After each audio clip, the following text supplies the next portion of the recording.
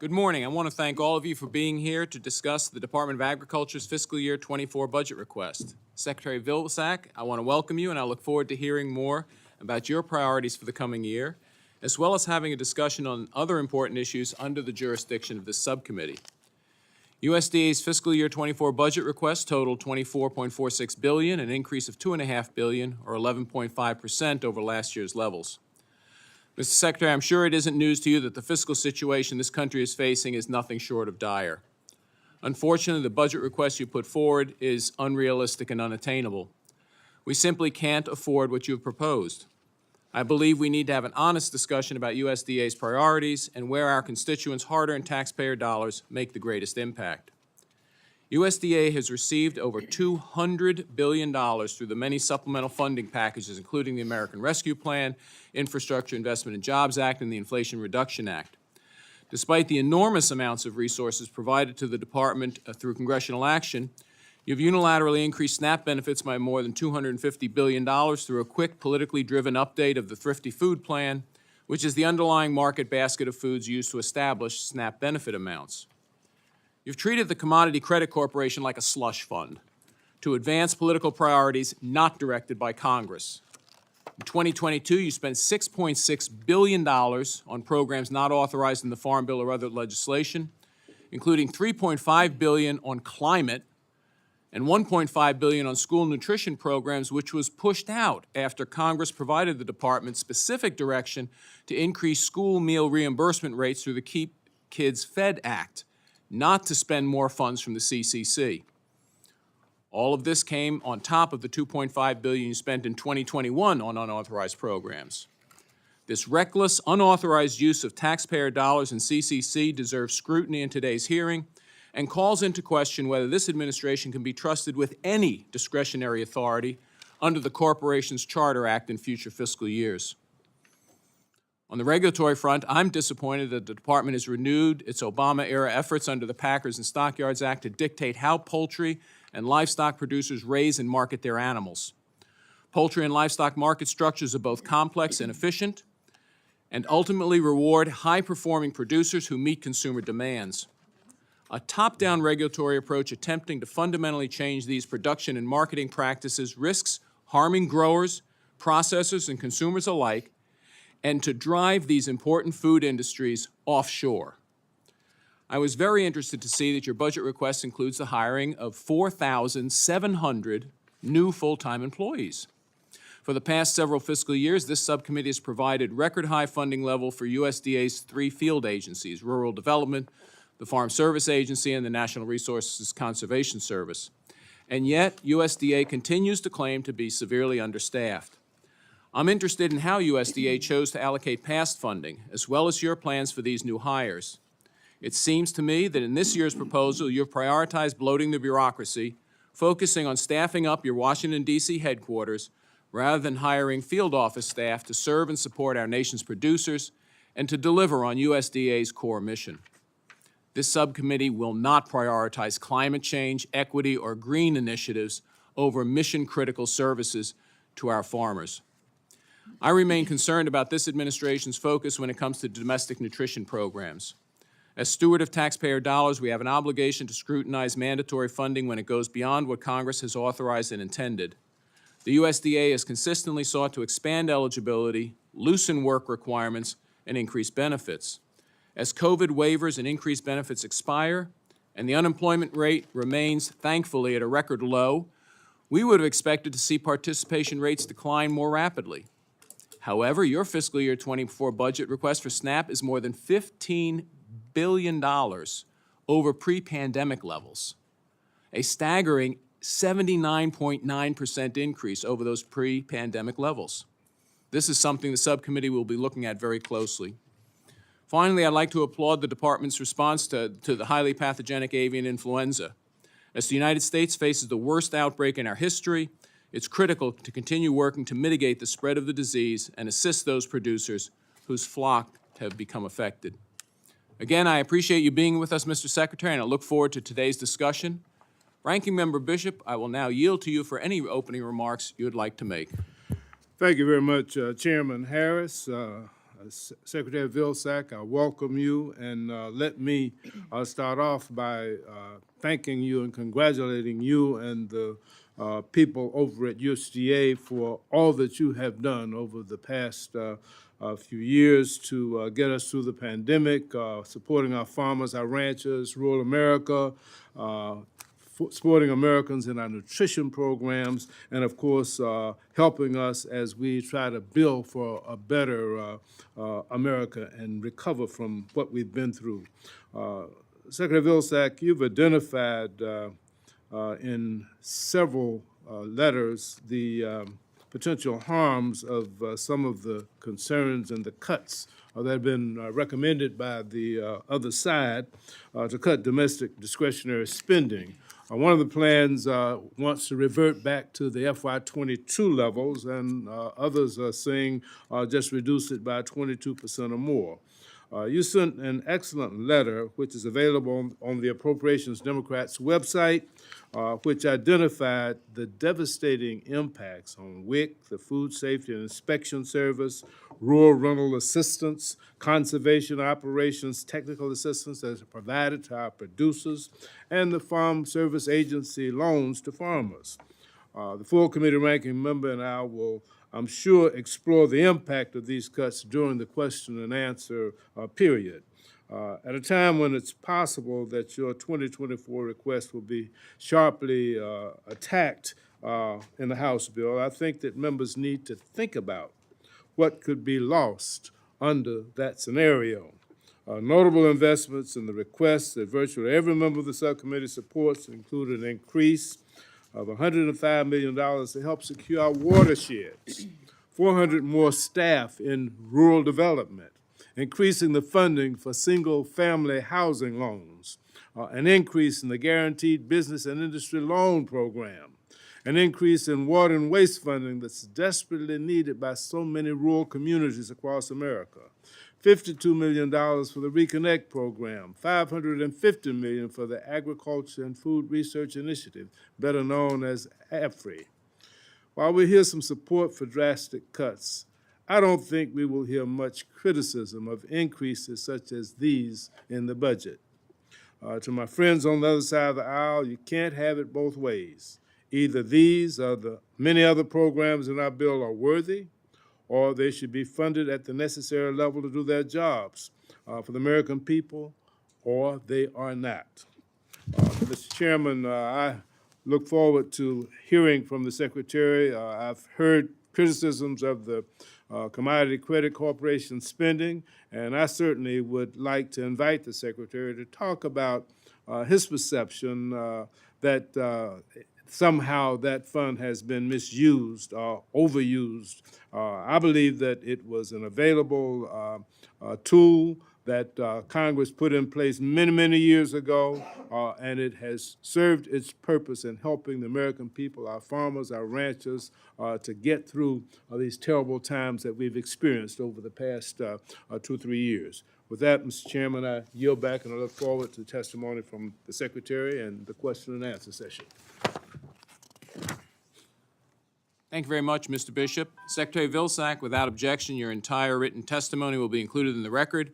I'll now recognize you for your statement, and then we'll proceed with questions. I'll note we are supposed to have votes at 10:30 to 10:45, so there'll be 5 minutes of questioning, and I'll use the gavel a little more than I have in the past because I'd like to complete this before we go to the floor so that we're not holding up the Secretary any more than we have to.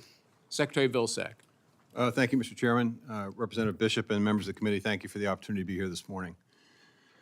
You know, I have 5 minutes, and it's very difficult to talk about all the issues before this committee in 5 minutes, so I'm just going to focus on one specific issue, which has to do with farm income.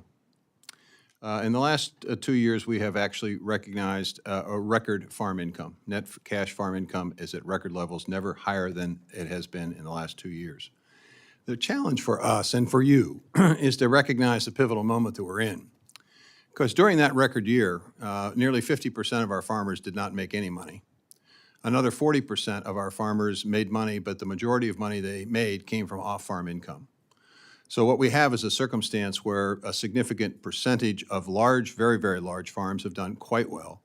but about 90% of our farms, which are small and mid-sized, continue to be challenged.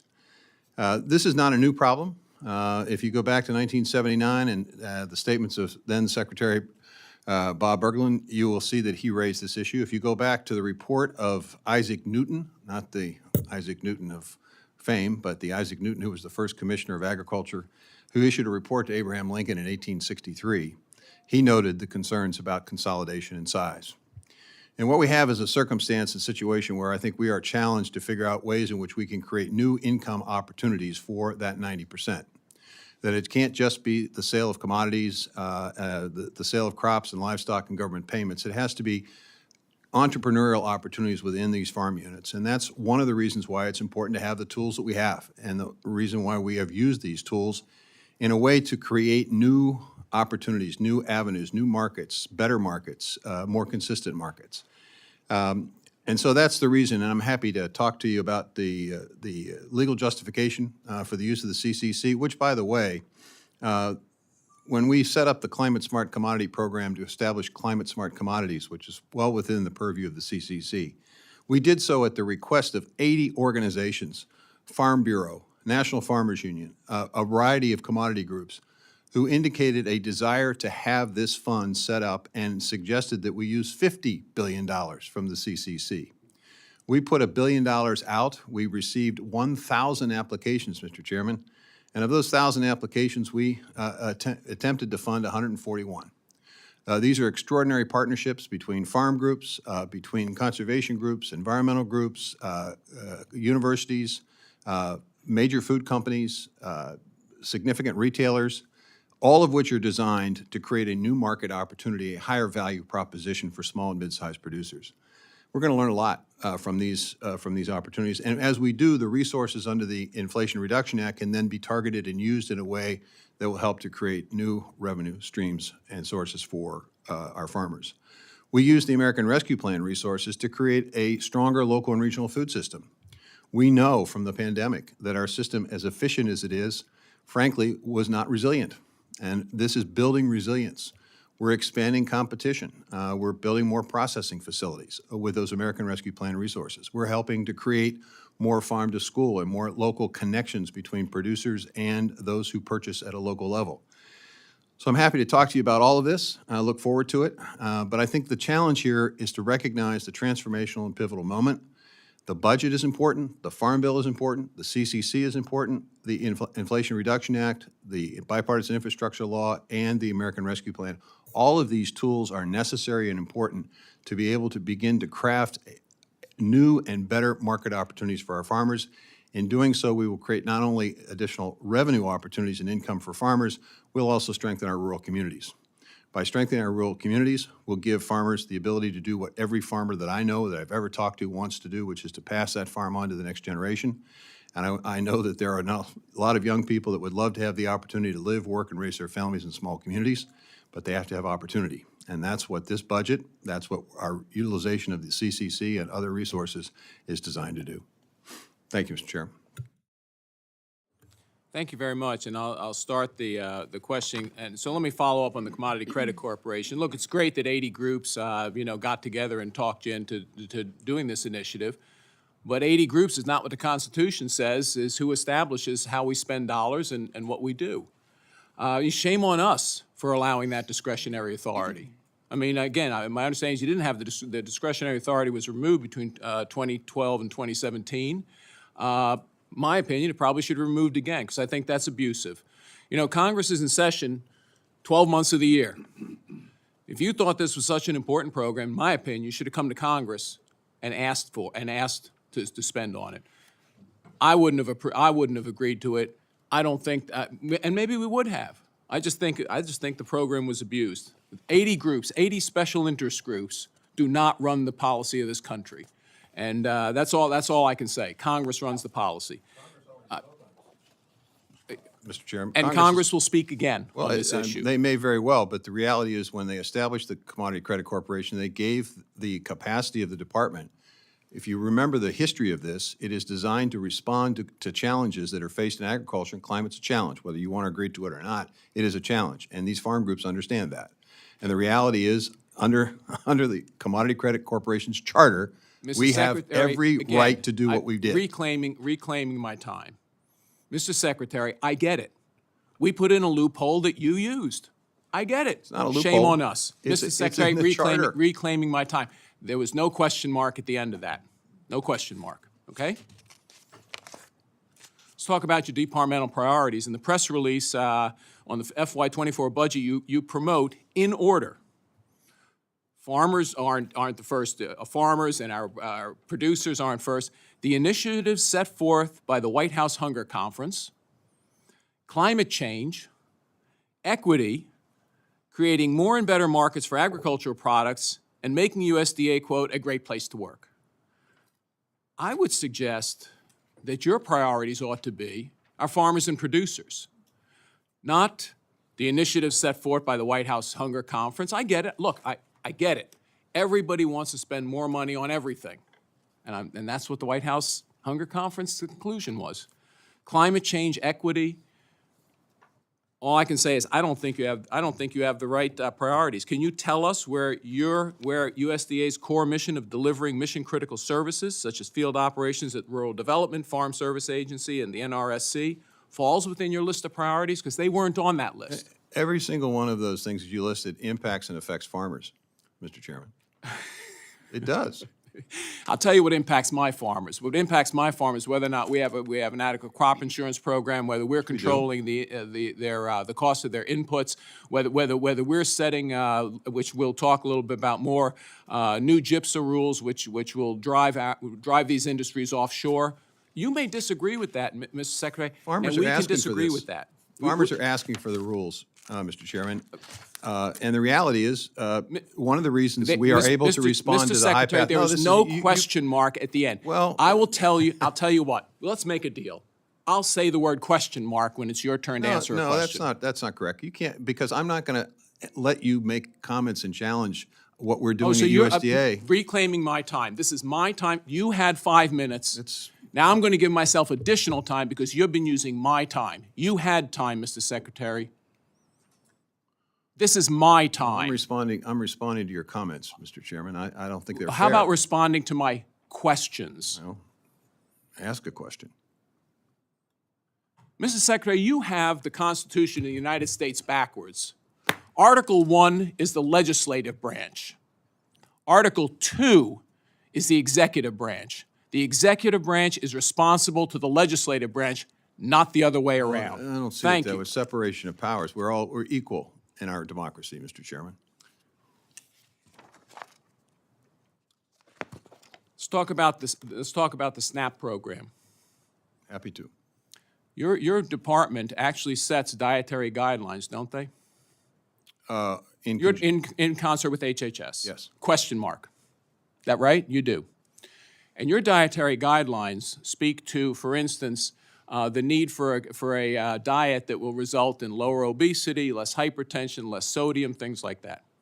Are there any efforts in the SNAP program to restrict what can be purchased on that program to allow for perhaps educating the American public about what constitutes bad food or good food, like the WIC program does, which you also oversee? We basically have an education and education component of SNAP that does just that. We also provide incentives for healthy choices. What percent of the SNAP budget, the SNAP program payments or utilization of the dollars comes, for instance, for sugary soft drinks? I don't know the exact percentage.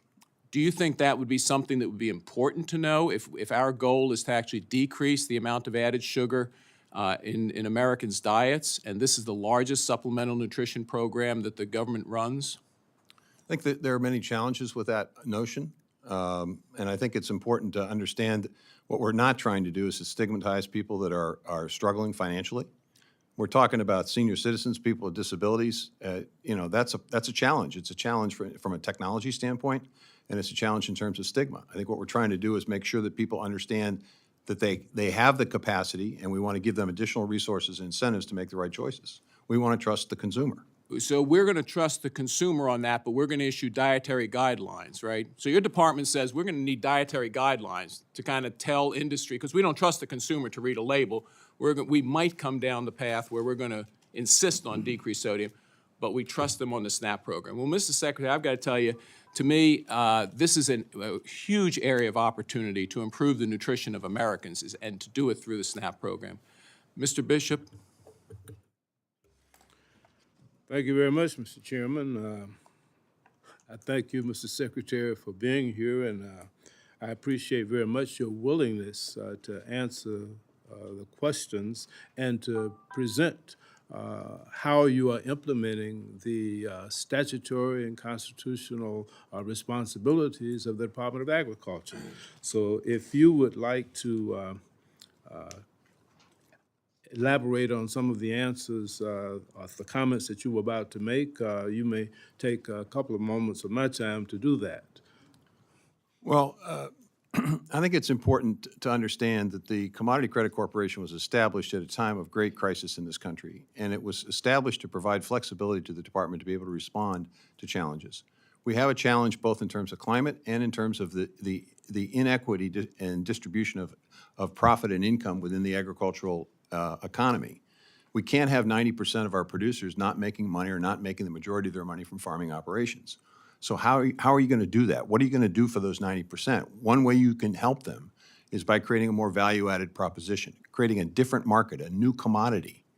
And that's essentially what USDA did, and it's essentially what the charter of the Commodity Credit Corporation provides for. Is that what the industry was asking for, the industry, farmers? Every major commodity group was begging for this. These are the people who produce our food and fiber? Correct. They're not special interests, in my view. They're the people we represent and work for. Well, Mr. Secretary, there have been proposals put out, and you've heard some of that today, that there's overspending and that this budget is bloated, that the president has submitted. And they want to go back to FY22 levels or possibly just cut across the board 22%. Would you just share with the committee and with the American public some of the impacts that those proposed cuts, going back to FY22, reducing it 22%. For example, at the food safety and inspection services, how will that impact the safety of the Americans' food and the food that we eat and that housewives and families get from the grocery store? How will it impact rural development and rural America all across this country?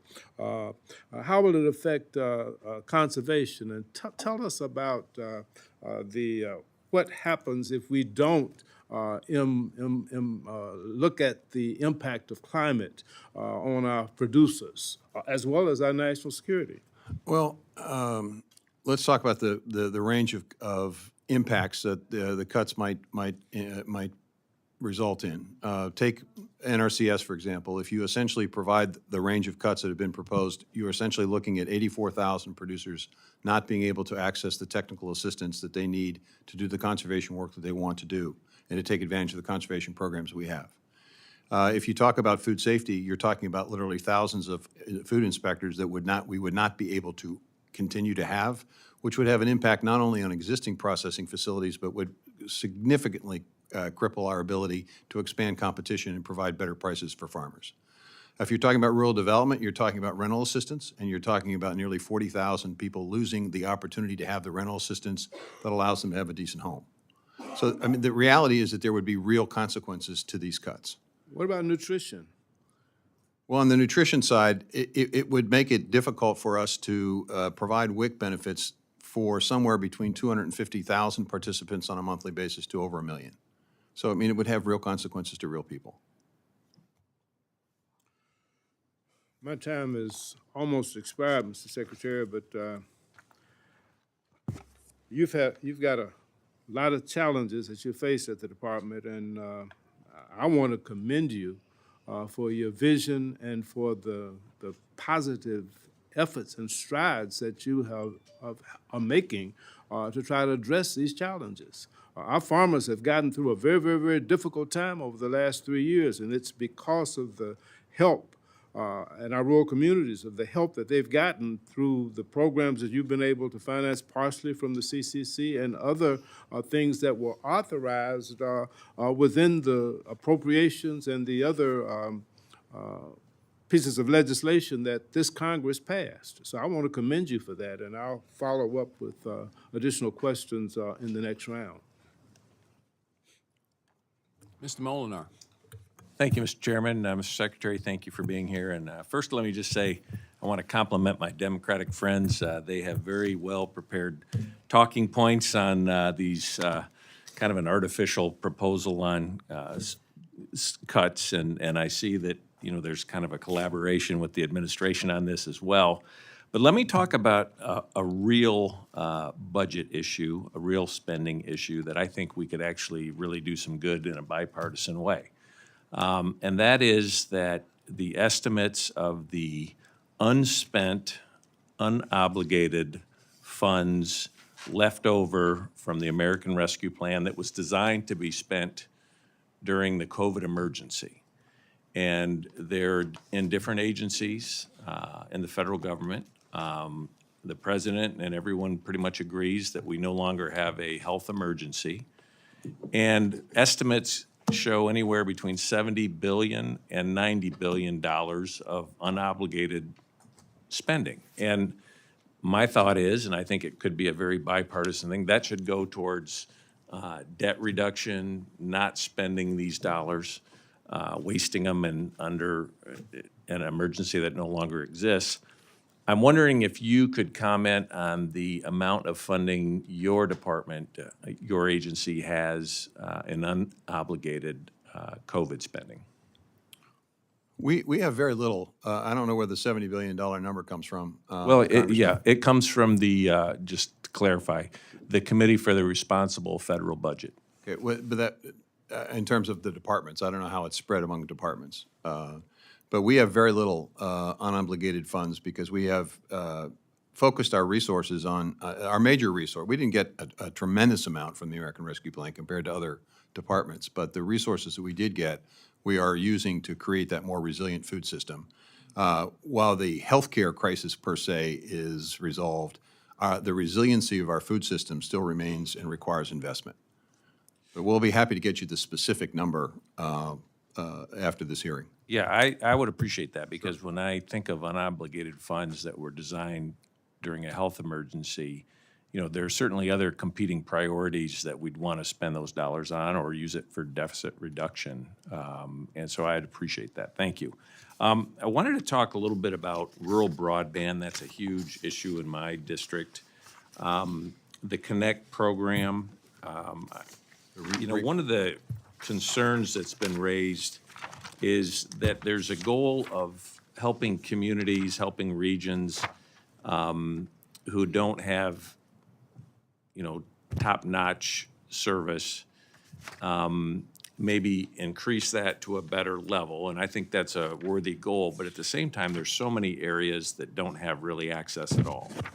And I'm just wondering how you, as a department, look at that, how we can make sure that people who don't have access to the internet as a higher priority than maybe expanding improving the current.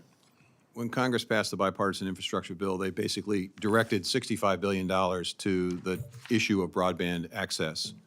The resources they provided the Department of Agriculture, about $1.9 billion, were specifically directed to what are called unserved and underserved areas as it relates to the speed of upload and download speeds.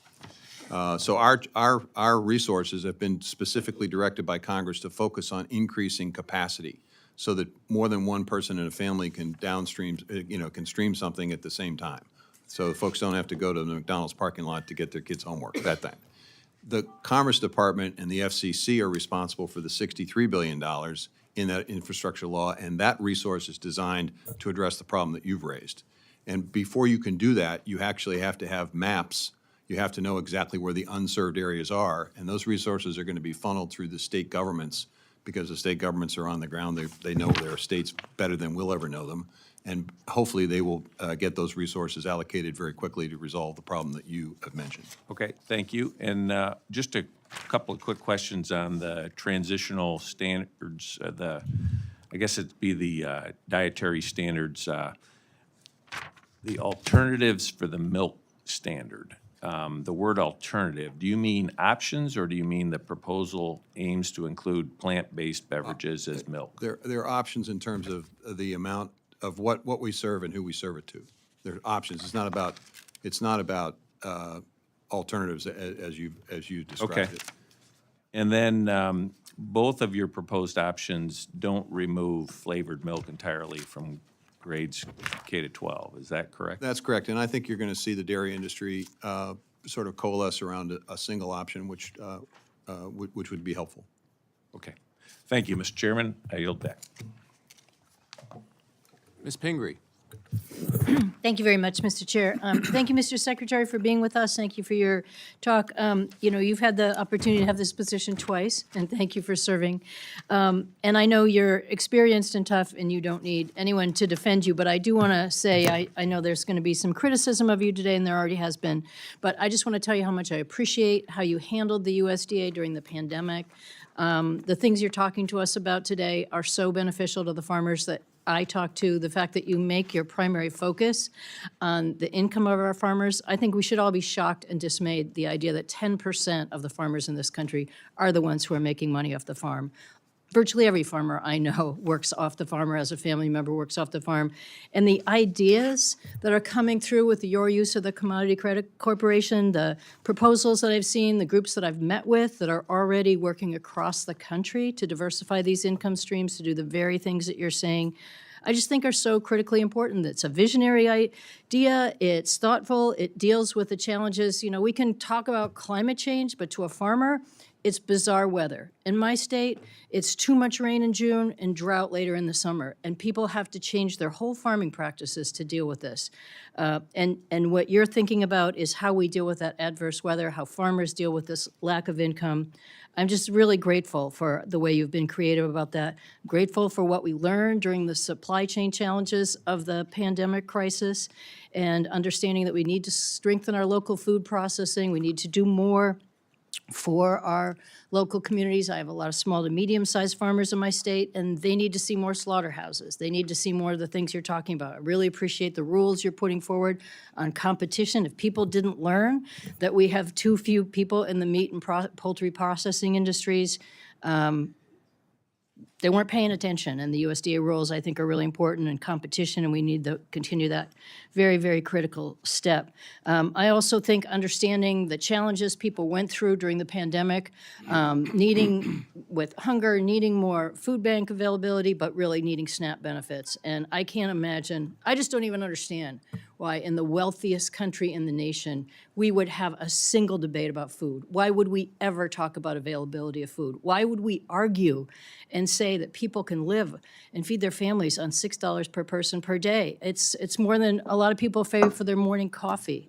So to be even debating that, or trying to make it more restrictive, trying to keep more people from accessing those programs, I think is unthinkable, it's immoral, it's not the way we should think in this country, and we're gonna have that debate. It's gonna be a huge debate in the Farm Bill, and I'm sorry that people have to see us do that. So, thank you. I'm just saying, I think you and the department are working hard with not enough people. We know we need more boots on the ground for our conservation programs, for NRCS, all these things. We need to give you more tools to work with, and I appreciate what you've done. I will just quickly talk about an issue that you know I'm going to bring up, and that is PFAS contamination. Other people may not have experienced this in their state, but Maine is a leader in understanding that this is contaminating much of our farmland. It's in our drinking water, and I know you've been working closely with people on this. I wanted to bring up one of my constituents, Adam. He and his family have been terribly impacted by PFAS contamination in their farm in Unity, Maine. Their soil, their crops, their drinking water, they're all contaminated. This is a family who's been working on their farm for a long time, improving the soil, everything else, but their children and they themselves have levels of PFAS in their bodies that are at 99%. We have been working on legislation around this. We put $5 million in the bill last year for the USDA to address PFAS contamination. This year's request is $20 million, so you've got a minute and 18 seconds. But I know you're committed to working on this. How do you think we're going to be able to spend the first $5, and where do you see us starting on this huge challenge? I think the first thing is to understand what the extent of the challenge we face. So that's going to require an assessment. NRCS needs to be able to provide that assessment. We need research in terms of determining what levels are acceptable in terms of animals, in terms of crops, in terms of people. And that, in turn, will allow us to determine whether or not and how we would indemnify or protect folks who have been impacted negatively by PFAS. I don't think we know the full extent of this yet. I'd like to think it's limited to Maine, Michigan, and New Mexico, but I'm concerned that it's not. And so we're going to focus these resources on trying to get an assessment of the overall challenge. We're going to take a look at creative ways in which we might be able to address problems with contaminated land. It could be the opportunity for CRP to be used. So it really requires assessment, evaluation, research, creating a measure and appropriate standards for what's acceptable, and then figuring out how we might be able to help farmers who have been negatively impacted by this. Well, thank you for both visiting my state, talking to the farmers, and being willing to talk about this. I, too, hope that it's confined to just a few states, but certainly other states can learn from our example. Thank you so much. I yield back. Mr. Newhouse. Thank you, Mr. Chairman, Mr. Bishop. Mr. Secretary, thank you for being with us this morning. I want to say that in my time as serving as director of my Department of Agriculture in the state of Washington, and my tenure here as a member of Congress, I've appreciated the understanding of the challenges of rural America that you have brought to the agency. And even though we might not always agree on every single issue, but I appreciate your dedication to improving the lives of our agricultural producers. I'm someone that one of my priorities has been a stable and legal workforce for American agriculture. Still working on that.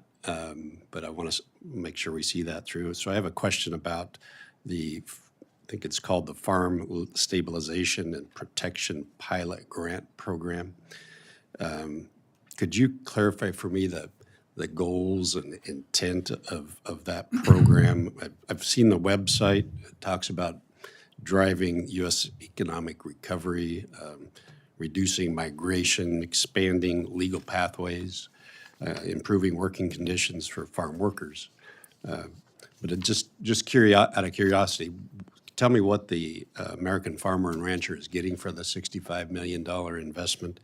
And tell me a little bit about the process. Has the Department of Labor have you engaged with them regularly in putting together this pilot program? And how much, if any, of the $65 million has been spent? Very little of the $65 million has been spent, Congressman. What we're really trying to do is to show what the Farm Worker Modernization Act would actually be like if it were passed by both the House and the Senate. The reality is that we need a stable workforce, as you well know, and this would essentially be a pilot that would say this is how it would work. You essentially establish folks who are interested in being farm workers who may not live here at this point in time. You basically train them. You make sure that they are prepared to do the job that's necessary. You link them up with a farming operation that needs workers. You explain the circumstances and conditions, working conditions and pay and so forth that they would be working under. And then you essentially link those workers with the farmer who needs the workers. And you evaluate how well they do. And you provide them certainty so they can go back to their home country after the work is done. So it essentially shows how the Farm Worker Modernization Act could work. It is really, in my view, an unfortunate circumstance that the Senate did not pass that bill, because farmers now are confronted with a very significant increase in wage levels because of the H-2A program, which would have been avoided had that law passed. People are probably thinking that we talked before this hearing. We did not, but I appreciate the effort there, and would be certainly look forward to seeing progress and learning more about what you're doing there. You should see something later this spring, Congressman, and I will make sure that our team apprises you of it as it's unfolding. Thank you. Something else, it's an area I think someone else touched on it already, but earlier this year, including myself, a group of bipartisan group of members sent you a letter concerning U.S. farmland purchases by foreign entities, referenced an AgriPulse story that stated that the USDA did not assess penalties for misreporting land purchases. Got your reply yesterday, so I appreciate that. I'm not sure our questions were entirely answered specifically, so I just wanted to ask a little bit more about that today. Sure. Will you pursue applying retroactive FIDA enforcement penalties for the period of 2015 to 2018? We have the power to do that, and we've doubled the workforce focused on this issue with the express purpose of taking a look at where we might be able to assess those penalties. I think the challenge is finding the right balance between the level of penalty that encourages folks to report. As you know, we have no investigative report capacity under the law. All we are able to do is to receive information that is voluntarily submitted to us. And that's a real challenge because you've got over 3,000 county recorders' offices around the country. On any given day, somebody's walking into those recorders' offices and is filing a deed. So we need to think about a process or a system that gives us better input information that would allow us to do a better job of enforcing that particular law. But we are anxious to take a look at retroactive and determine whether or not penalties need to be assessed, and if so, what the appropriate level is. We don't want with the penalties to assess them at a level that would discourage and encourage people to try not to report. Well, we look forward to working with you to see what we can do to give you the tools you absolutely need so that we have a handle on this entire issue. But appreciate you being here. Gone over my time. Thank you, Mr. Chairman. Ms. Underwood. Thank you, Mr. Chairman. Secretary Vilsack, thanks for being here with us. It's good to see you again, sir. As you know, I'm the co-founder and co-chair of the Black Maternal Health Caucus, and I want to take this opportunity to highlight how vital the WIC program is to addressing the Black maternal health crisis and building healthier outcomes for Black mothers and their families. Republican leaders have proposed devastating cuts to WIC as part of other negotiations, leading to between 250,000 to 1.5 million moms and babies losing life-saving help to keep their bellies full. I believe in putting people over politics, and I reject these proposed cuts. And I understand how critical it is that funding for the WIC program keep pace with increasing enrollment. The Biden administration's budget invests in the WIC program so that it can better serve moms and kids. This funding will account for rising enrollment as families face additional needs and continue the enhanced cash value benefit for fruits and vegetables to give them healthier options. The Biden administration's request also supports the long-awaited update of the WIC food packages to better align with current nutrition science. Secretary Vilsack, can you detail for us how these updates and enhancements to the WIC food package will benefit families and how cuts to WIC funding could devastate this progress? It provides additional resources for the purchase of fruits and vegetables, which we know are healthy choices for moms and for children. It also allows us to continue the modernization effort that we have underway at WIC, where we're essentially trying to make it a little bit easier for folks to certify as a WIC provider. We're trying to make it a little bit easier for folks to actually redeem their WIC benefits by providing online opportunities for both ordering and delivery of those products. And of course, as you know, we're in the process of analyzing the 30,000 or so comments that we got on the WIC package to be able to finalize that process hopefully sometime this year. I hope my fellow subcommittee members agree with me that we have to protect and increase funding for the WIC program. We cannot allow hundreds of thousands or potentially even millions of moms and kids to be kicked off of WIC and pushed into waiting lists. This would be unconscionable, especially during this time of higher grocery prices, increased food insecurity, and a worsening maternal health crisis. I want to turn now to another issue affecting children within USDA's purview. Earlier this month at this subcommittee's hearing with the USDA Inspector General, I touched on the recent disturbing reports of illegal child labor, much of which has been occurring with migrant children in the food and agricultural sector.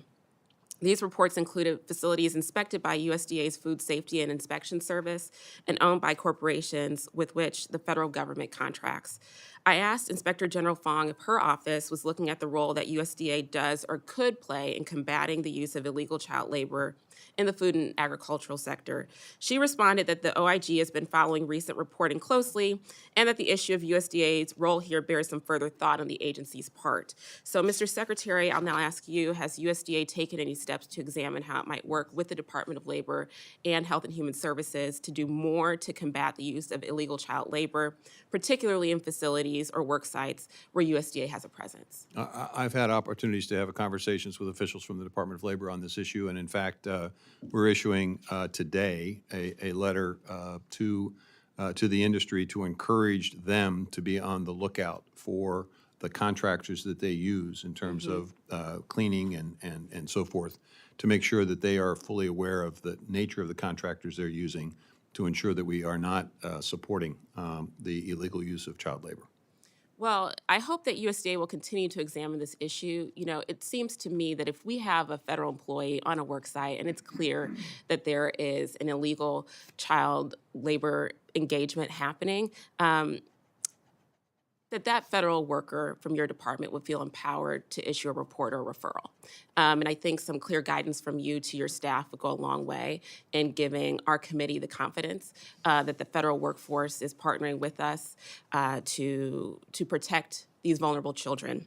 I've stated it previously that it's far past time that Congress act to strengthen child labor laws and protect vulnerable children from exploitive labor practices, but we have to do all that we can right now, right? Legislation takes time, sir, you know this, but we need an all-of-government approach to keep these kids safe, and that must include both USDA and this committee.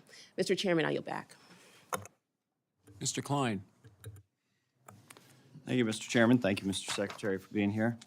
The USDA has proposed several rules that disregard the Packers and Stockyards Act, the well-established precedent set in the 8 federal appellate circuits. I have major concerns from my constituents about these rules, which the department has promoted under its competition agenda, which you announced 2 years ago, were 3 rules that Congress has historically opposed. Why are these rules not being released altogether? Knowing how closely linked they are, it's nearly impossible to evaluate the impacts of them independently. Well, it takes time to formulate them, and I think people are making assumptions about what these rules are or are not. I mean, let's take a look at what we've actually filed. We filed a rule that asks for greater transparency. We think producers ought to be able to know a little bit about who they're doing business with. They ought to know whether or not that integrator is financially solvent, and that's the reason why we put the transparency rule out. We also think that if there are circumstances where individuals have been retaliated against or discriminated against, that they ought to have a recourse under the Packers and Stockyards to be able to get some measure of justice. There'll be additional rules that we'll continue to be filing, but we're working on them, Congressman. Okay. Well, years ago, similar rules were established that cost the U.S. chicken industry alone over $1.4 billion in the first few years of implementation. The department is now estimating these rules to cost pennies on the dollar. Why is your estimate so low, and why wasn't a thorough economic analysis included? A thorough economic analysis has been included. It doesn't cost a great deal to ask people for greater transparency. How could legal costs and potential lawsuits not be included in any of the cost estimates? Well, I Because you don't know there it will be. Actually, we have some of the major chicken processing companies agreeing to these provisions. Cargill recently in their merger agreed to embrace this, and I think we just recently had another major poultry processing company say, we're all for the transparency. We understand why you're asking for it. Avian influenza is impacting the poultry industry in many parts of the country, and as a result, increasing prices Americans are paying at the grocery store for eggs. And how is USDA assisting poultry producers to ensure that they have the resources they need to respond to disease threats like avian influenza and recover their operations in the instance they must depopulate their flock? We've allocated initially $800 million from the Commodity Credit Corporation. Those resources are being used first to aid in the detection of high-path avian influenza. Secondly, to be able to assist farmers in depopulating their flocks and disposing of them properly. And third, basically providing for cleanup services to contaminate the facilities, and then to provide some indemnity for the birds that have been lost so that farmers can get back in business as quickly as possible. Many parts of my district, the 6th District of Virginia, are very rural and do not have adequate broadband service, do not have any broadband service. So I want to follow up on Mr. Molinar's question. The current round 4 of Reconnect allows funding to go to areas that have broadband service below 120 speeds, but apparently you're supporting using Reconnect funding to increase speeds of existing networks instead of funding construction where no networks currently exist. Will you commit to us that unserved areas remain the top priority for Reconnect funding? Unserved has an interesting definition in the connection of the Reconnect program. Unserved means facilities that are currently, like DSL. That is an area that has DSL is considered to be unserved because the download and upload speeds are fairly slow. The portion, and Congress has directed us to focus on those areas with the Reconnect program. It's the FCC and the Commerce Department that is responding to the unserved areas as you've defined it. Okay. And that's why they want to work with the states. That's why they need mapping. They need to know exactly what we're doing first so that they know where we're working, Okay. where there's service. So it's going to happen, sir. But it's not in our purview to do this. It's the Commerce Department and the FCC. Thank you. I yield my remaining time to the chairman. Thank you very much. A quick follow-up on the WIC, because there's no proposal I know of, specific proposal by the Republican conference to cut WIC. I don't know. I get the talking point. I understand the straw man argument. I get the whole thing. Let me ask you two very brief questions about WIC. What's the state copay on administrative costs, and what's the % of administrative costs of the entire program? I don't know the answer to that question. As Can I you sit get here. back to us? Sure, Do you know absolutely. what is there a state cost share in WIC? Is there a state cost share in WIC at all? I don't believe there is, but I could be wrong. Okay, if you get back to me, I appreciate that. Ms. Capter. Thank you, Mr. Chairman. I really look forward to coming to this hearing and being able to welcome back Secretary Vilsack. I have great respect for your work. Thank you for all the effort you put forward for our country and certainly for our farmers. I love your focus on farm income. Where I come from, in the Great Lakes watershed, I share that concern. And I represent the largest watershed in the Great Lakes. As you well know, you've traveled to our region in the past. And I represent the most tiled watershed in the country. When it rains, the water just rushes into Lake Erie. I live in a mud puddle. It is abundant, it is precious. We have 2 million people and 20 million animals in that watershed. I am looking for more sophisticated management of this watershed, as are our farmers, both large and small. We need help with regenerative soils. We have plenty of data to show, and that's a long story about what is happening, but we have significant nutrient runoff, and we need help in managing this bowl with the added rainfall we are experiencing. It's a real problem, and it's an asset in some ways, but we're not engineered to deal with this new world in which we are living, and I don't want to see our farmers fail. So that is, I just wanted to highlight those issues for you. I don't have a question there, but I'm even tempted to write a Great Lakes title to the new Farm Bill because I'm so worried about what is happening, and our farmers share my view. Number two, I'm very interested and supportive of your efforts to try to connect some of USDA's power to helping our local farmers be able to sell locally, as well as what you're talking about, process more of some of their production to higher value products. I would recommend that your staff look at the Center for Innovative Food Technology, which I think is the greatest launch pad in my little part of the country. They have created, through an organization called the Center for Innovative Food Technology, Willie Salsa, Gertie's barbecue sauce, beer cheese, all kinds of soups, and so much more, and helping bring farmers more income and getting the help they need to move their product to market. I also wanted to mention anything more you could do to use USDA's power, for instance, in the commodities that go out to our food banks and so forth, to help our food bank directors directly contract with farmers. So we know we're going to need cabbage, we know we're going to need potatoes, we know hungry people need food, but help empower our food bank directors to connect to our local farmers, because guess who's the major contributor to our food banks? Local farmers.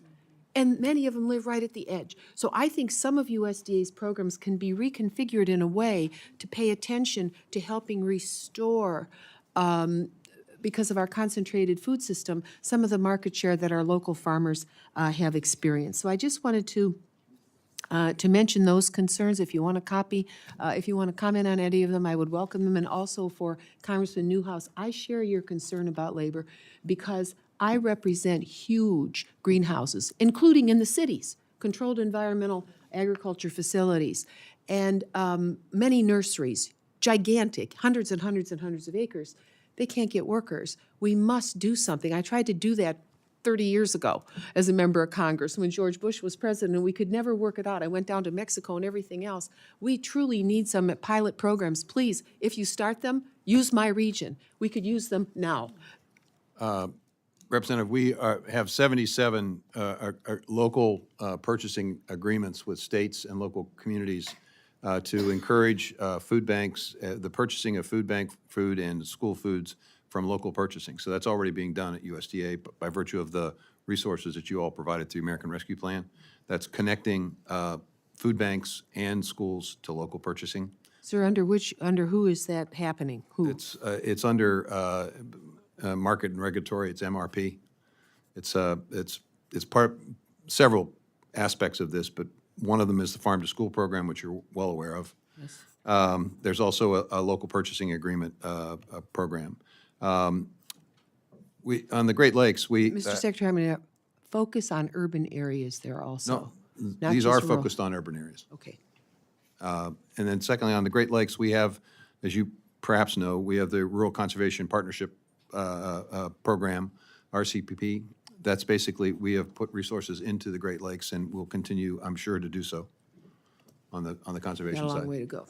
Well, no question about it, but we're working on it.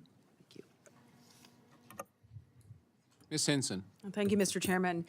Good morning, Secretary Vilsack. It's nice to be with a fellow Iowan here. Appreciate the work that you're doing at USDA to continue to serve American farmers, ranchers, and in our rural communities, which has been obviously a big topic of discussion. Want to start with a topic that's top of mind for so many Iowa farmers, and that is trade. Iowa is the second largest exporter of agricultural commodities, the number over $10 billion every year.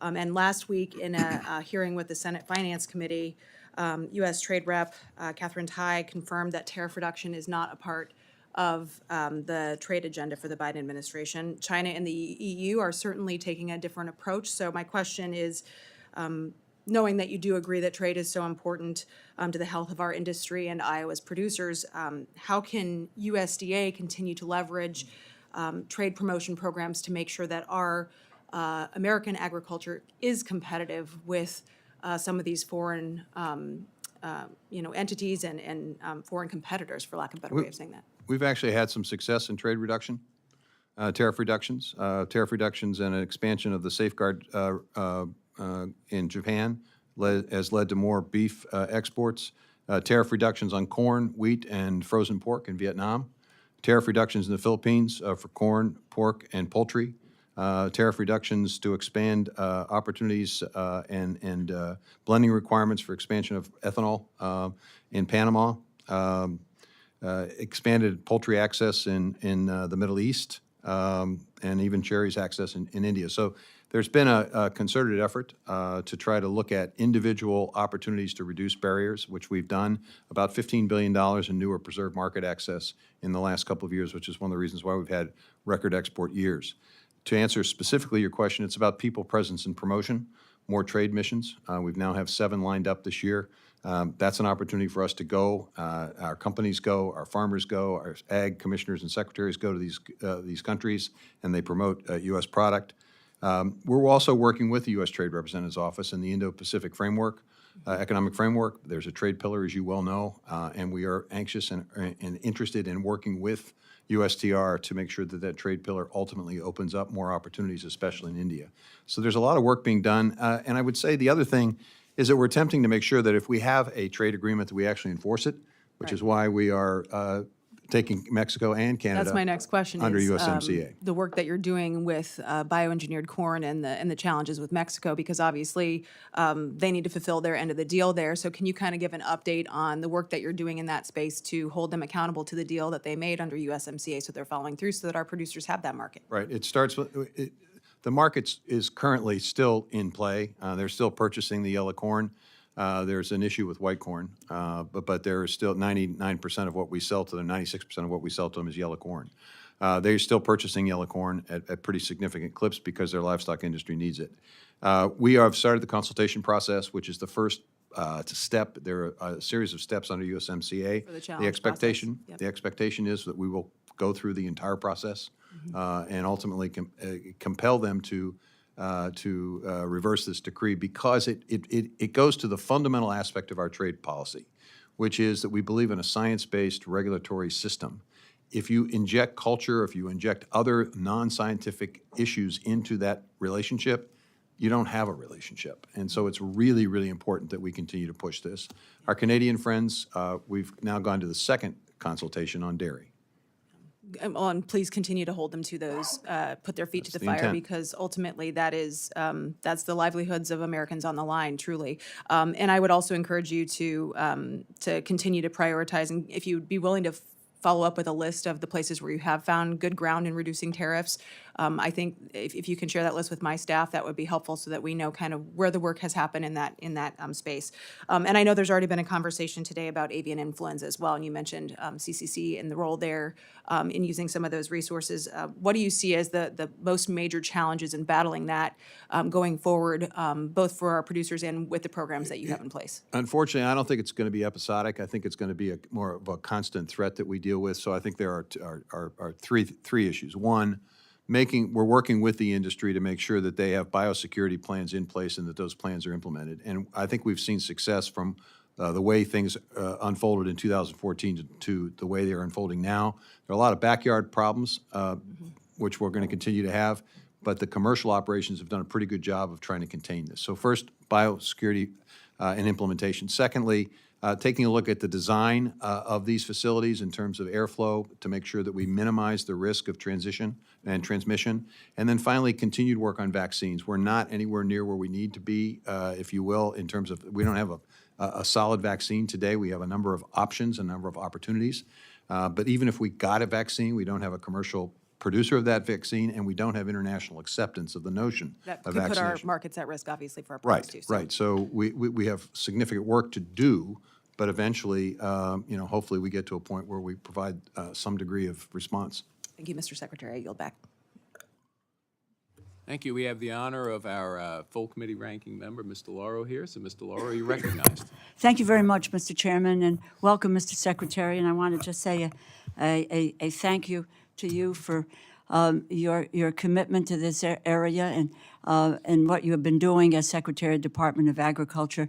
But it is a lifelong commitment to what happens in rural America, what is happening to our children in terms of the food that they eat, their access to the food that they eat, and to others as well. We can't thank you enough, really, for your commitment to these efforts and all that is encompassed, really, in the Department of Agriculture, which is about housing and farmland and food safety and all of these areas. It really is an extraordinary portfolio, and we thank you for the great job that you're doing at it. Let me mention, because it has mentioned when I came in, my apologies for being late. This schedule is crazy. But I heard, I thought that, that there hasn't been any Republican conference on any particular cut to WIC, which is 1.2 million women, infants, and children being jettisoned from the WIC program. But the fact of the matter is that in the absence of a budget that lays out a blueprint from our colleagues, some of our colleagues on the other side of the aisle, what we do know for a fact, and it has been verified, especially in the last several days, that what we will look to is taking the 2024 government funding and applying 2022 numbers. That has an effect. And it has a serious effect and consequences, as you put forth in the letter that you sent us, telling us where the cuts are. I want to ask a research question first, but I'm going to come back to this because with the I was here, Mr. Secretary, when you came in when the government was shut down. And we talked about food safety, we talked about FSIS, and you talked specifically about the furloughs, who was going to be let go, what was going to happen to the industry, because we inspect on a daily basis. And that is the same thing, in my view, that we're looking at, and I'd like to expound on that. But let me ask you this. The work of USDA, scientists, researchers, touch the lives of all Americans. Farm, field, kitchen, table. The challenges that face agriculture, natural resource conservation are immense. And they can be really addressed through the robust research that you all do and the educational programs. Other countries have surpassed us. U.S. In agricultural research funding. According to the USDA's Economic Research Service, China has become the largest funder of agricultural R&D after 2011. 2015, China was spending more than $10 billion annually on agricultural R&D. That level of spending was roughly twice that of the U.S. In 2015, and nearly quintuple that of China's own R&D spending in 2000. Talk about the funding cuts back to fiscal year 2022, those levels, and the impact on USDA's research, and how that lack of investment keeps us from competing globally. Well, we have historically underfunded agricultural research as it relates to other areas of research, both in the federal government. We're basically relying on the private sector to do most of that research. The problem with that, Representative DeLauro, is that essentially farmers end up having to pay for that research because when it's obviously when private sector does it, they are entitled to profit from their research. That is what's cost in part increased cost of seed, for example. So as we transition and ask the private sector to do more, we have to understand there's a cost associated with that, and farmers end up bearing that cost. We just recently did a seed report that sort of talked about this. It also has potentially a stifling impact on innovation, which farmers need. We've tried a number of different ways to deal with this. With your help, we got the Foundation for Food and Agriculture, which is a private foundation set up, and they're doing good work. They're leveraging our resources. That's part of the reason why we're doing the Climate Smart commodity effort, is we're going to get a lot of information from that. And there's a leveraging of resources, federal resources, to be able to get the benefit of that effort. But the reality is we've got to get more serious in this country about investing in research. We have to continue to produce more with less. The reality is we're going to have less water. We're going to have more inclement weather. We're going to have more severe storms. We're going to have longer droughts. We're going to have pests and diseases that we don't even know about today because of the changing climate. And we have got to be one step ahead of all of that.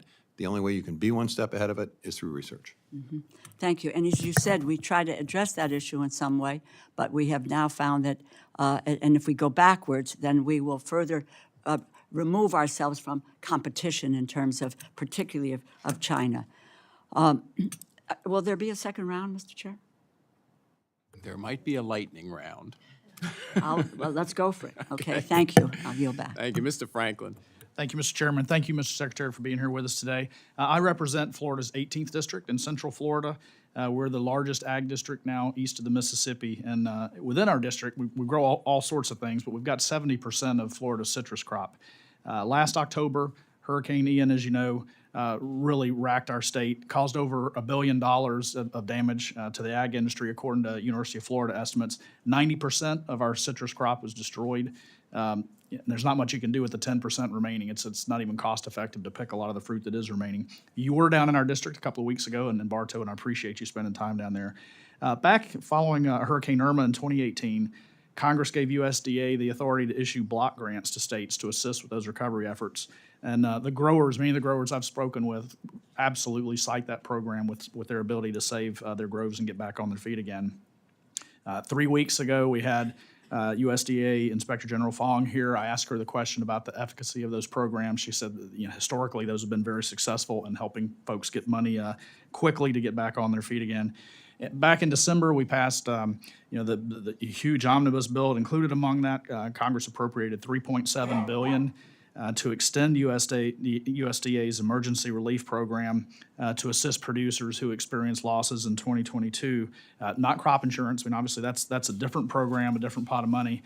Unfortunately, in this omnibus bill, there was no language specifically authorizing the use of those block grants. Don't know if that was just an oversight in trying to get that thing crafted and out the door or not, but we worked with your staff a couple of months ago trying to figure out if there was, how we could interpret the language to see if it could be construed that way. It wasn't ultimately. We didn't think so. So we proceeded then to create a bill, the Block Grant Assistance Program Act of 2023. I've got 27 of 28 members of our Florida delegation on that. Both of our senators have a companion bill in the Senate. We're trying to get that pushed through. Ag Committee Chairman Thompson is supportive of it. We've just got a lot of other initiatives we're trying to get out the door. But, my question, there actually is a question here. If Congress gives USDA the authority, will you commit to working with our producers to get that block grant program up and going? Sure. Okay, we're hoping we can get that done soon. Absent that, and I've learned quickly enough here, it's hard to get things done a lot of times, but when I talked to Undersecretary Bonney back in January, and we were trying to figure out if there was language there, he said, we'll do what we can, and if there are creative other ways, we'll try to find ways to find some money to assist. Could you comment on what those might be in absence of getting that language? I think you got a bigger problem. Okay. And the problem is that the first iteration of disaster assistance, ad hoc disaster assistance for 20 and 21 was $10 billion. This is $3.3 billion. So I think you're going to find that there's a significant delta between the demand and the need and the amount of money that's been appropriated. So the reality is it's not likely to make any farmer whole in the sense of providing assistance and help. Right. We have looked at ways in which we can try to get disaster assistance out more quickly. That's why we established a pre-filled application process for farmers with the ERP program. We ended up saving farmers about 1 million hours of time, and we got the checks out in the mail within 2 weeks of the applications being submitted. So that's the goal here, is to try to get the resources out as quickly as possible and use all the information that we have available to us to make it easy on the farmer. So how much of that 3.7 that was appropriated has actually gone out the door? Well, we're still in the process of completing the process on the ERP for 20 and 21. We have until June, folks have the ability to submit information. We haven't been able to put out the resources for 22 because we haven't fully completed collection of the crop insurance information and NAPA information from 2022. We need that in order to pre-fill the application, in order to be able to get people resources as quickly as possible. The previous process, basically, there was months of time between the time the farmer would apply and the time they got the money. We're condensing it into weeks. Okay, well, we're now 6 months past the storm, and then You can't issue the checks to all of the farmers, not just the Florida farmers, but the farmers in the West who have had drought, who have had smoke damage. I mean, there's a lot of people who have suffered serious problems, which is why we're concerned that the $3 billion is not going to be able to meet all of the demand. well, a lot of concern my folks have too, though, is, and you were, in your opening testimony, you were talking about the need for more employees. The feedback I'm hearing from our folks is you don't have the folks in your offices that were there prior to COVID. And I don't know if we got folks still teleworking or what the situation is, but we often have phones that go unanswered because the people who they used to call aren't there answering the phones anymore. Let's be clear about this. Because I'm the first secretary ever to come back to this job, I knew how many people work for the Department of Agriculture when I left, and I know how many people work for the department when I came back. There were 6,500 fewer people working for the department when I came back. So we are in the process of trying to rebuild the workforce, number one. Number two, we track the work that's being done. Loans are being, there hasn't been a drop-off in terms of the service to folks. In fact, I think our people at the FSA offices have done a remarkable job getting all of the disaster relief assistance out, getting the loans out, getting the CRP efforts out. They've really stepped up. And I'm happy, if you want to give me a specific office, I'm happy to have our folks take a look at that particular office.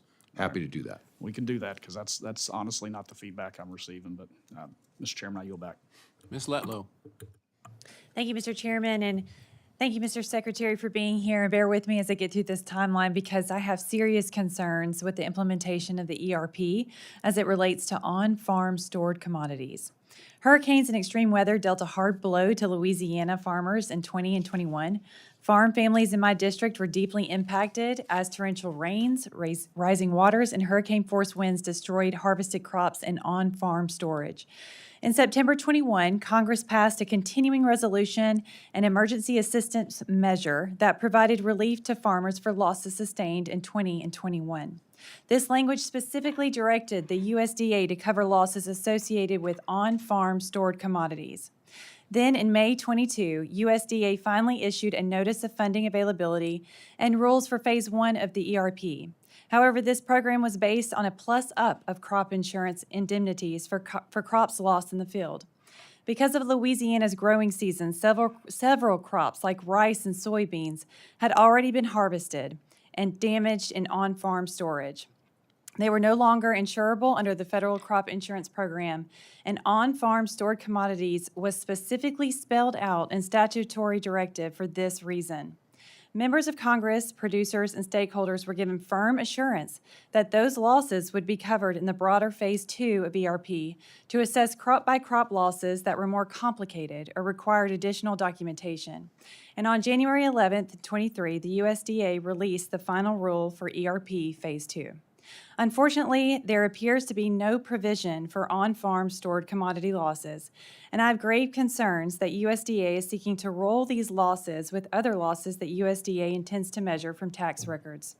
I do not believe this is a viable substitute for my producers and falls well short of the congressional directive given in the fiscal year 22 continuing resolution and emergency assistance. I sent a letter to you on January 25th and 23 addressing this exact issue. It was not until this week, just a day before you were set to testify today, that my office received a response. This response confirmed my concerns, Mr. Secretary, that every specific direction Congress gave USDA on what should be covered in the disaster relief funding, USDA has taken a one-size-fits-all approach, lumping their coverage of these specific issues into a Schedule F reporting model. My question is this: does USDA believe they have met Congress's intent through ERP?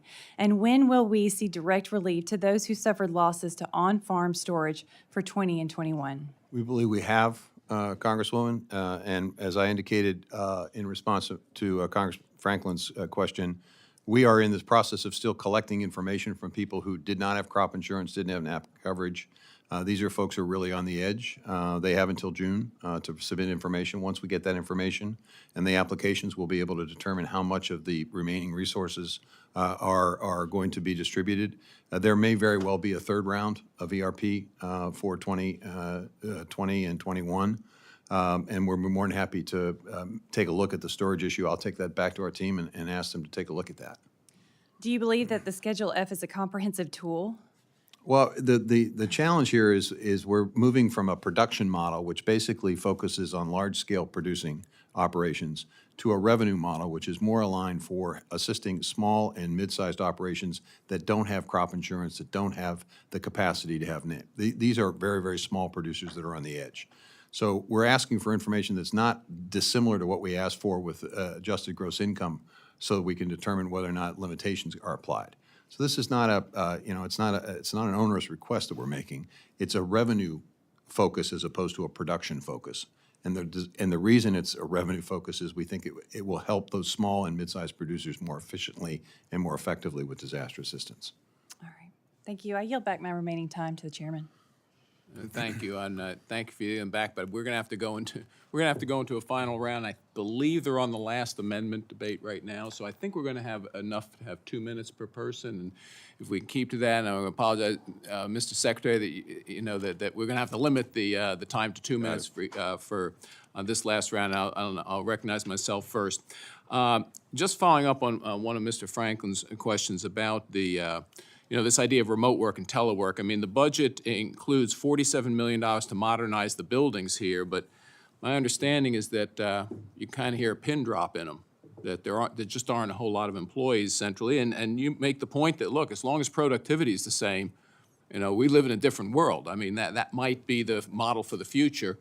But why will it be necessary to do this if we actually have very few workers physically in these facilities? Well, the modernization we're talking about is basically moving to a cloud-based system. It's essentially stepping up our technology capacities. I asked, when I got this job first, I asked it to send an email to all of our employees. I was told I couldn't do that. I had to send 17 emails because we had 17 systems. Mr. Chairman, we're still working on this, Wow. okay? And it's as frustrating to me as I'm sure it is to you. Yeah, no, absolutely, no question about it. Now, your budget does request to hire 4,700 new employees. What % of those would be remote employees or telework employees, do you know? Well, those folks would all be subject to the telework policy that we've established. So in a sense, I guess all of them in that sense. But the reality is many of those people that we're asking to be hired are NRCS folks, and NRCS folks are on the ground. They're working out on the field.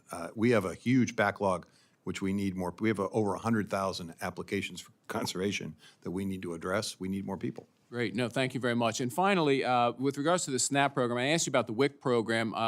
There is no cost share for the states in the SNAP program, right? I mean, there's cost share on administrative, but not on the benefit itself, is that right? That's correct.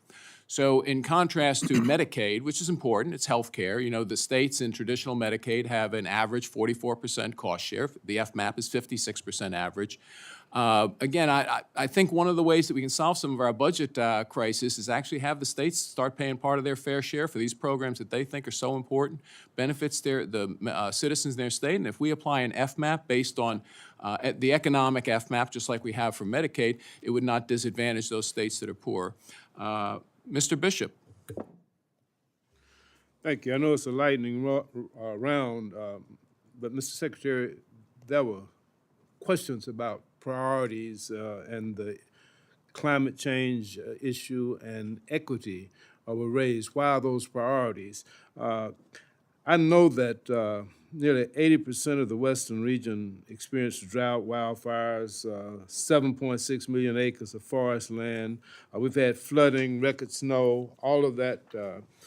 Those areas across the country have been devastated. And of course, the scientists tell us that it's related to climate change. Can you tell us why it's so important that we put the climate efforts into the Department of Agriculture? What does that mean to everyday Americans? And the other question is, what does it mean to everyday Americans? Why should equity in the Department of Agriculture be put forth as a priority as the department has done? Climate is directly related to food security, and food security is directly related to national security. If we have people who are fed, we've got a stronger democracy. And if we can't produce our own food, then we have to rely on others. We're fortunate today we don't have to do that. We're not China that has to rely on us for their food. So I think it has to do with national security and food security. In terms of equity, you know, clearly we've had a history at USDA, as you well know, but it's also about making sure that we reduce the number of program complaints and EEOC complaints, which are time-consuming and expensive. It's about a fairer, better place to work. It's about recruiting people and retaining a workforce. One of the challenges we have is retaining our workforce. It's about a workforce that reflects the diversity of America that we serve. So there are a multitude of reasons why this is an important issue for us, whether it's our history, whether it's our recruiting efforts, or whether it's just basically trying to be a better steward of the resources so that we're not paying resources out because somebody's been discriminated against in terms of our programs. Thank you. I think my time has expired. Thank you very much. Mr. Newhouse. Thank you, Mr. Chairman. Mr. Secretary, while I was Ag Director, I took several trade missions, accompanied the governor primarily to the Pacific Rim. Trade is very important in the state of Washington, and I've been working to bolster the market access programs and other things. Talk about the Indo-Pacific framework, which is just a framework truly based on a handshake. Shouldn't the administration and Congress be more focused on reauthorizing TPA, Trade Promotion Authority? Well, I'm not sure. Has there been a bill proposed by a member of Congress that's been filed? I don't know if there has. But shouldn't, just that question, wouldn't that be a more effective? Well, the Trade Promotion Authority, well, obviously, Trade Promotion Authority is a precondition to getting any trade agreement through. But the reality is the problem in America today is that there are not enough Americans who trust trade. It may very well be that in the agricultural space, people understand the importance of trade because we've enjoyed a surplus for many, many years. But the reality is that in many other industries, that's not the perception of trade. So I think we have to rebuild the trust in trade, and the way we do that, in part, is by educating people about the importance of it and the jobs that are created from it, and also making sure that when we do have a trade agreement, we enforce it. Thank you. And then real quickly, I'm really concerned about the continued availability of crop protection tools. Could you, I'm asking you to commit to working with Congress and regulators to truly stand by sound science so that we can make sure that as federal regulators, we make sure states don't undercut that, rely on contradictory science that perhaps issues conflicting label requirements. We make every effort to, in our relationship with EPA, to focus on sound science. That's sort of our pole star. I heard you say that before, but I appreciate that commitment. Thank you, Mr. Chairman. Ms. DeLauro. Thank you, Mr. Chairman. Just a quick point. If we want to increase our revenues and save ourselves some money, what we ought to do is to make sure that we are enforcing our tax laws when it comes to corporations who pay no taxes, instead of going after critical issues that face the American people every day, and the issue of the increase of hunger in the United States. Mr. Secretary, just overall, I think it's been established that where some of our colleagues on the other side of the aisle want to go is to cut about 22% of government funding. Are there cuts that we haven't touched on that would affect your department, and what does that mean? Anything that you would like to discuss overall in that area? Well, we have a serious problem with rental assistance in rural places. The problem we have is a system that basically says we lend money to somebody for a multifamily operation. They commit to a certain percentage of that unit, of those units, to be rent-assisted units. When they pay off the mortgage, those rent assistance units are no longer rent assistance units. Rents go up. We have a voucher program, but the problem is the voucher program only anticipates about 30 projects coming offline. We have about 80 now, and that's just going to accelerate. So we are losing rental assistance units. If you reduce the budget even further, you're talking about 40,000 rental units that could potentially be lost. That's 40,000 families or individuals who are going to lose their home. And I don't know where those people go. So that is a challenge, which is why in our budget we're requesting the decoupling of the mortgage loan and the rental assistance, or creating some mechanism by which we preserve those rental assistance units. I might add that what we did with the 2023 budget was the fact that it was Democrats and Republicans who came together, made investments in increasing some of these areas. That's what we have to continue to fight for, and look forward to working with you on those issues. Thank you. Yield back. Ms. Henson. Mr. Chairman, thank you. Real quick follow-up on Mr. Newhouse's question about some of these crop protection tools. Obviously, we've seen the EPA restrict access to more than a dozen of those. Your Office of Pest Management is supposed to be pushing back, obviously, with producer feedback, and I know you don't want to tell the EPA how to do their job, but I also think it bears taking a look at. Do you think that EPA is taking your feedback into consideration to a sufficient degree? Do you think they are interested in hearing from you about crop protection tools? What's the relationship there like? I think the relationship with this EPA is as good as it's ever been in the time I've been secretary. We've got an administrator who's open to listening to and being concerned about the concerns of farmers. We do provide a lot of information. Sometimes our information is taken, sometimes it's not. But it would be sort of like me telling you, can you tell the Senate what to do? I've watched you all work. We try. You try, exactly. Valiantly try. You try. That's the point. You try. You do the best you can. After EPA makes a decision, our job that I see at USDA is then to figure out ways in which we can help farmers comply with whatever the conditions are. If we can use resources or tools or technical assistance, how do we help the farmer? Okay, thank you, Mr. Secretary. I yield back. Ms. Underwood. The Inflation Reduction Act provided billions of dollars in funding to expand USDA programs that support farmers as they implement conservation practices that benefit both their farms and our climate. And I hear frequently from farmers across northern Illinois who would like to participate in these programs, but because of overburdened USDA state and local offices, they're struggling to navigate the process. USDA's fiscal year 24 budget requests an additional funding for conservation technical assistance to address these bottlenecks. However, Republican budget proposals would drastically cut funding for the Natural Resources Conservation Service. Mr. Secretary, what impact would these proposed budget cuts have on farmers' access to USDA programs and technical assistance? In our view, 84,000 farmers would not have the technical assistance they need to proceed to embrace the conservation practices they know they need. 84,000 is a big number.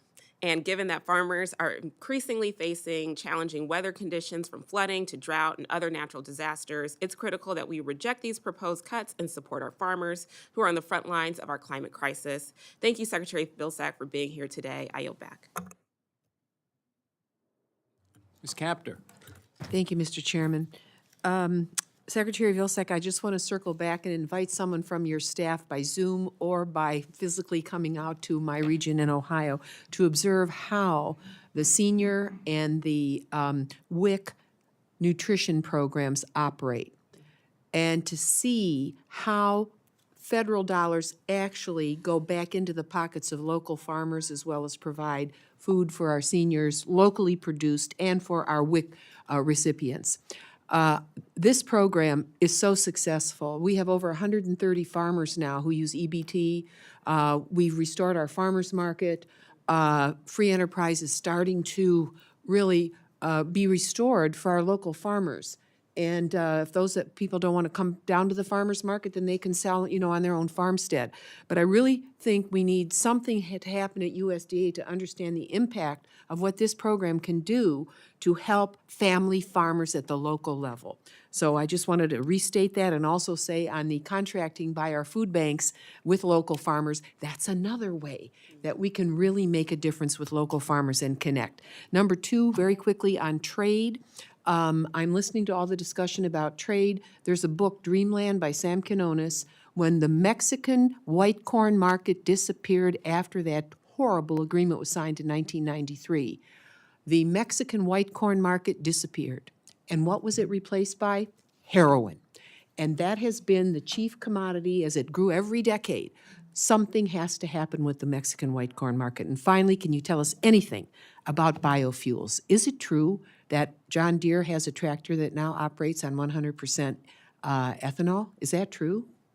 I don't know if that's true, but what I can tell you is that the future of biofuels is a pretty important one because there's a sustainable aviation fuel effort underway in this administration to provide 36 billion gallons of aviation fuel, which our airline industry is desperately requesting. It's a new industry. It's one of these ways of creating more new and better markets and income sources for farmers. Mr. Secretary, I hope you could put me in touch with who those people are. I'm ranking on the Energy Committee here. I'm very interested in this. Thank you.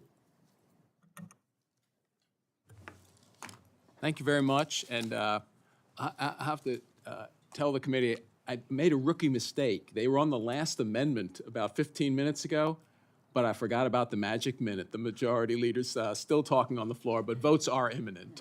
So we could have had a couple of extra minutes in that second round. But Mr. Secretary, thank you for being here today. Thank you for the job you do helping Americans' farmers. I think our discussion touched on many important issues that resonate with our nation's producers and our constituents across rural America.